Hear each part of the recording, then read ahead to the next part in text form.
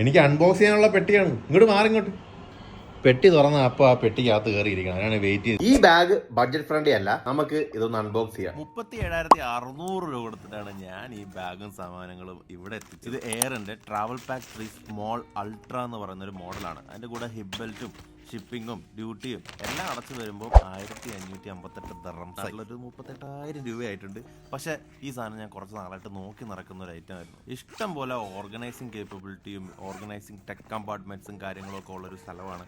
അതുപോലെ തന്നെ നമുക്ക് ലാപ്ടോപ്പും എല്ലാ കാര്യങ്ങളും സൂക്ഷിച്ച് വെക്കാൻ പറ്റുന്ന ഒരു ബാഗാണത്.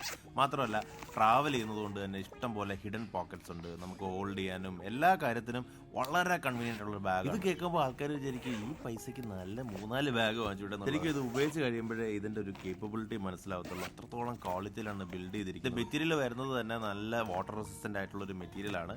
കാണുമ്പോൾ കുറച്ച് ഒരു റഫ് ലുക്കും അതുപോലെ തന്നെ കുറച്ച് റിങ്കിൾസ് ഒക്കെ തോന്നുന്നുണ്ടെങ്കിലും അത് അതിൻ്റെ ഒരു സ്റ്റൈലാണ് കേട്ടോ. നേരിട്ട് കാണുമ്പോൾ ഭയങ്കര ഭംഗിയാണ്. ഒരാഴ്ചത്തെ ട്രിപ്പിനൊക്കെ പോകുകയാണെന്നുണ്ടെങ്കിൽ ലാപ്ടോപ്പും ഡ്രസ്സും എല്ലാ സാധനങ്ങളും വയ്ക്കാൻ പറ്റുന്ന ഒരു അടിപൊളി ബാഗാണ്. ഒരുപാട് നാളത്തെ റിവ്യൂവിനും കാര്യങ്ങൾക്കും അന്വേഷണക്കൊടുവിൽ ഈ ബാഗ് വാങ്ങിച്ചതുകൊണ്ട് ബൈക്കിൽ ഇപ്പോൾ കൊണ്ടുപോകാം, ഫ്ലൈറ്റിൽ കൊണ്ടുപോകാം. ക്യാരി ഓൺ ബാഗായിട്ട് ഈസി ആയിട്ട് നമുക്ക് കമ്പാർട്ട്മെന്റിൽ. ഇതാകുമ്പോൾ എനിക്ക് യാത്രകൾക്ക് കൊണ്ടുപോകാം, വർക്കിന് ഡെയിലി കൊണ്ടുപോകാൻ പറ്റും. അപ്പൊ ഞാൻ പോയിട്ട് വരാം. അടുത്ത വീഡിയോയിൽ കാണുന്നവരേക്കും ബൈ. കണ്ട, ഞാൻ വീടിന്റെ തുടക്കത്തിൽ തള്ളിയതല്ല, പെട്ടി ഒന്ന് തുറക്കാൻ വേണ്ടി കാത്തിരിക്കും ചാരു.